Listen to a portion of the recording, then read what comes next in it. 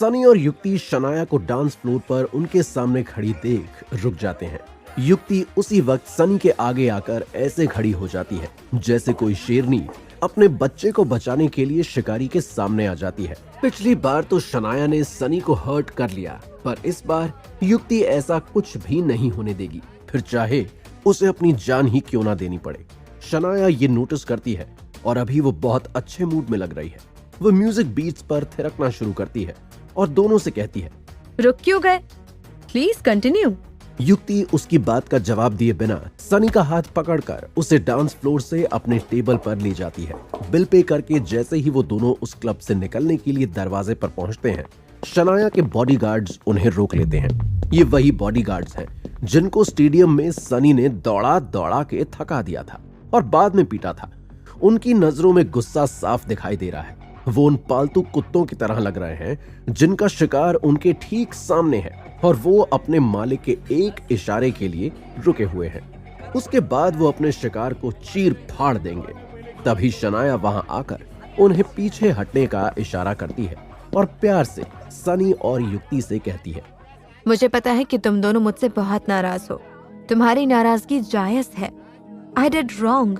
मैं अपने किए पर बहुत शर्मिंदा हूँ और यही कहने के लिए मैं यहाँ आई हूँ। जैसे ही मुझे पता चला कि तुम कल मुंबई से वापस जा रहे हो तो मैं सीधा तुमसे मिलने के लिए आ गई। इससे पहले कि सनी कुछ कहे, युक्ति आगे आकर पूछती है, तुम्हें कैसे पता कि हम लोग यहाँ हैं? तुम क्या हमारा पीछा कर रही थी? ये मेरा शहर है और जिन लोगों में मुझे इंटरेस्ट होता है उनकी हर मूवमेंट की खबर मुझे रहती है। समझ लो हर जगह मेरे सीसीटीवी कैमरास हैं। ये कहते हुए शनाया सनी की तरफ ऐसे देख रही है जैसे कि कोई अजगर अपने शिकार की तरफ देखता है। ऐसा लग रहा है मानो वो सनी को जिंदा ही निगल जाएगी, पर उसके और सनी के बीच में युक्ति खड़ी है और वो शनाया से कहती है, मैंने भी तुम्हारे बारे में सब पता करवा लिया है।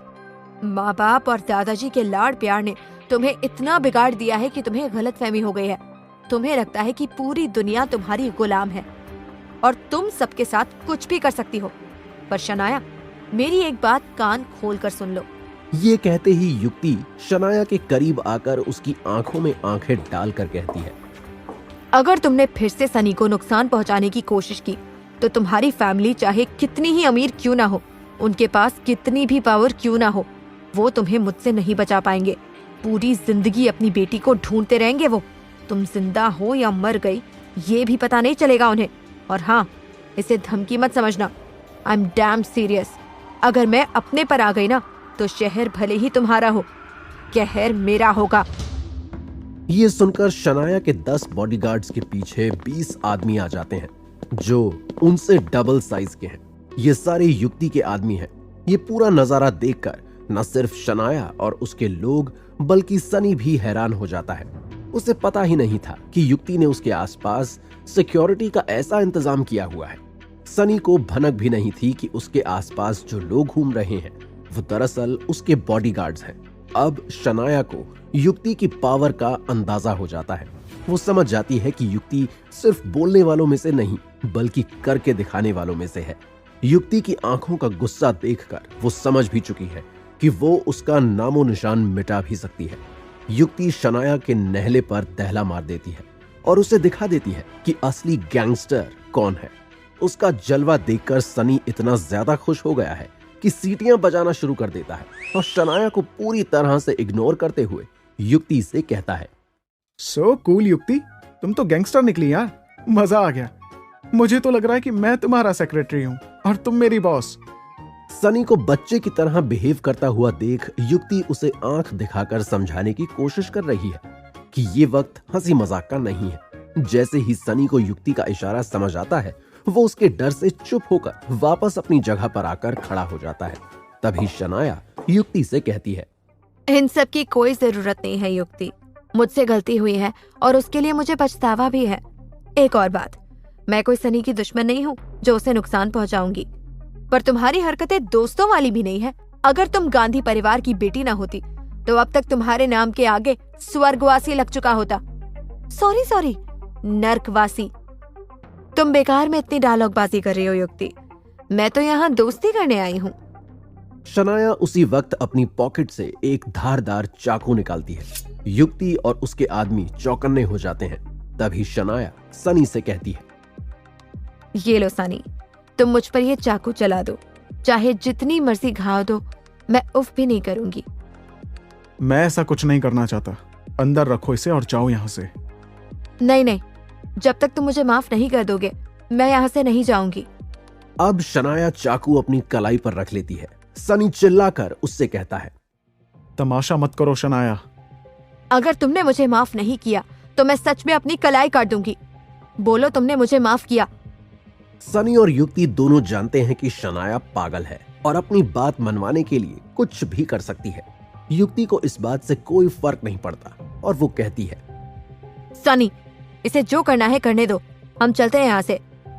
जैसे ही युक्ति सनी को अपने साथ ले जाने लगती है, शनाया चाकू से अपनी कलाई काट देती है।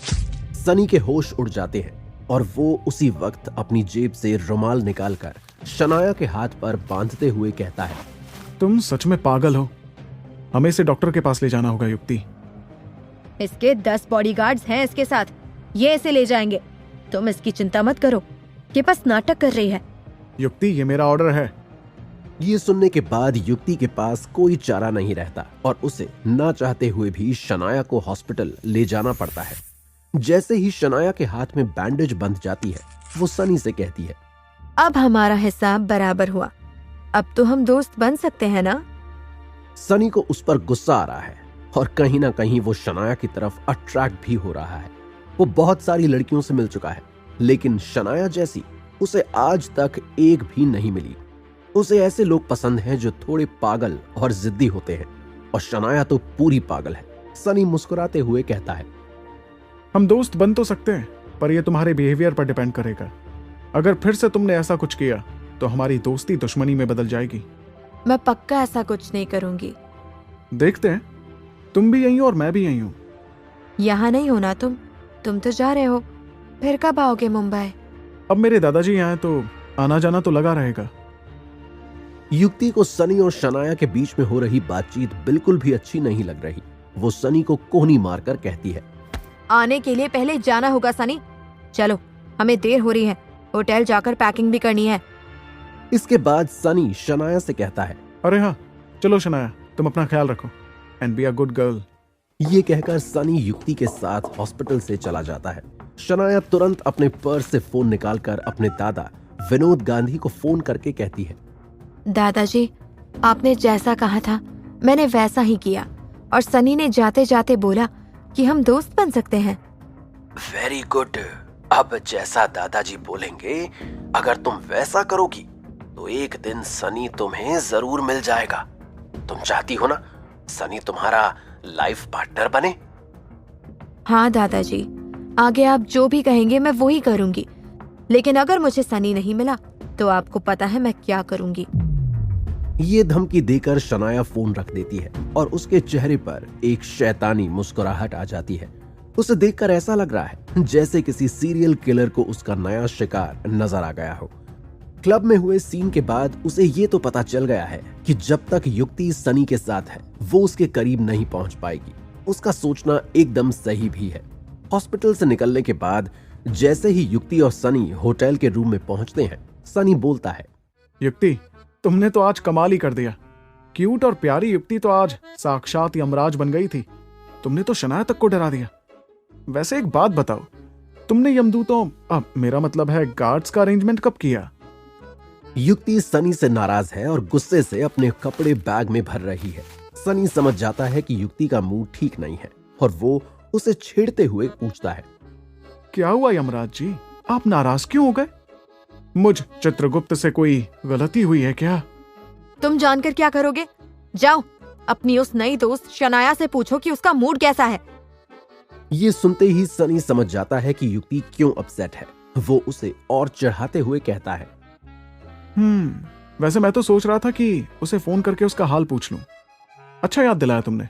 अभी उसका नंबर निकाल के दो, मुझे बात कर लेता हूं उससे। नंबर क्यों? एड्रेस ही निकाल कर दे देती हूँ, जाकर मिल लो और आमने सामने ही हालचाल पूछ लो। Good idea. एड्रेस दो, मैं शनाया से मिलकर कल सुबह डायरेक्टली तुम्हें एयरपोर्ट पर मिलूंगा। सनी की बातें सुनकर युक्ति का पारा और भी चढ़ता जा रहा है और सनी ये एंजॉय कर रहा है। वो आगे कहता है, थोड़ी वियर्ड है पर दिल की अच्छी है शनाया। तुम्हारा क्या ख्याल है युक्ति? हाँ, बहुत अच्छी लड़की है। लोगों को हवा में टांग देती है, खून खराबा देखने में मजा आता है। ऐसी क्वालिटीज तो सिर्फ दिल के अच्छे लोगों में ही होती है ना? ऊपर से अब तो तुम्हारी दोस्त भी बन गई है। फ्यूचर में जब भी तुम मुंबई आओगे तो उसके साथ उसके घर पर ही रहना। ये सही कहा तुमने, होटल के पैसे भी बच जाएंगे। अब युक्ति गुस्से में अपना बैग जमीन पर पटकती है और बेड पर चादर तानकर सो जाती है। सनी उससे कहता है, युक्ति मैं सोच रहा। ये सुनते ही युक्ति चादर में से अपना मुंह बाहर निकालकर सनी की तरफ घबराते हुए देखती है और सोचती है कि अचानक उसे क्या हो गया और पूछती है, खास बना देते हैं मतलब? अरे तुम भूल गई, जब तक हम दोनों यहाँ हैं हमें हस्बैंड और वाइफ की तरह रहना है। एक कपल इतनी रात को जो करता है वो हमें भी करना चाहिए। युक्ति समझ जाती है कि सनी का इशारा किस तरफ है और वो उससे कहती है, शट अप सनी, चुपचाप सो जाओ। अरे मेरे कहने का मतलब था कि कपल्स रात को बातें करते हैं ना, तुम क्या समझी थी? चलो कोई नहीं, मेरी वाइफ तो बहुत बोरिंग है, अब तो सोना ही पड़ेगा। सनी भी चादर तान कर सो जाता है। थोड़ी देर बाद युक्ति उठकर सनी को प्यार से देखने लगती है। वो जानती है कि ये रात फिर उसकी लाइफ में पता नहीं कब आएगी, जब वो सनी के साथ अकेली होगी। वो पूरी रात बैठकर बस सनी को निहारना चाहती है। पिछले 3 दिनों की यादें उसकी आंखों के सामने आने लगती हैं कि कैसे उसने और सनी ने पहली बार एक दूसरे का हाथ पकड़ा था, कैसे वो फिल्म देखने के लिए गए थे, कैसे सनी ने उसकी जान बचाने के लिए अपनी जान की परवाह नहीं की और कैसे वो उसके लिए अपने दादाजी से भी भिड़ गया। ये सब सोचकर युक्ति की आंखें भर आती हैं और जब वो श्योर हो जाती है कि सनी गहरी नींद में है, वो एक बार फिर उसका माथा चूम लेती है। उसे पता है कि अगर वो सूरज को भी हाथ में रखकर ढूंढने निकलेगी तो भी उसे सनी जैसा लड़का नहीं मिल सकता है। उसे अपनी किस्मत पर भी हैरानी हो रही है कि कैसे अशोक भी चाहता है कि उसकी और सनी की शादी हो जाए। वो अपने सुंदर फ्यूचर के बारे में सोचती हुई अपने चेहरे पर मुस्कान के साथ सो जाती है।